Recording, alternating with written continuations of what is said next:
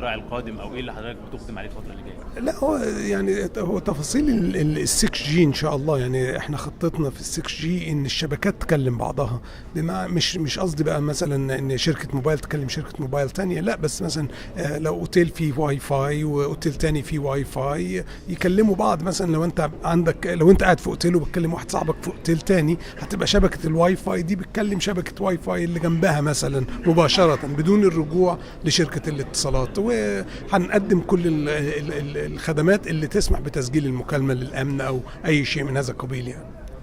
شايف حضرتك من خلال برضو يعني اختراعات حضرتك المستمرة في مجال التكنولوجيا والاتصالات، شايف ان مصر دايما بتاخد الحدث بدري، ولا مصر دايما بتكون في الاخر لما بيوصلها اي تكنولوجيا جديدة؟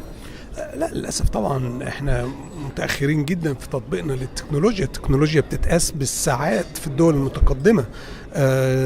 كلمة تكنولوجيا تعني تطبيق العلوم. فالواحد لما بيطبق حاجة هو فكر فيها بتاخد مثلا 6 ساعات ممكن في نيويورك، 5 ساعات في طوكيو.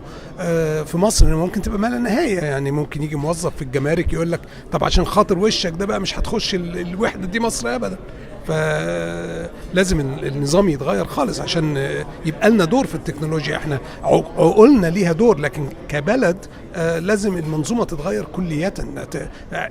القوانين لازم في الاستثمار وفي التكنولوجيا لازم يتعاد تفويرها وتبدأ من الصفر.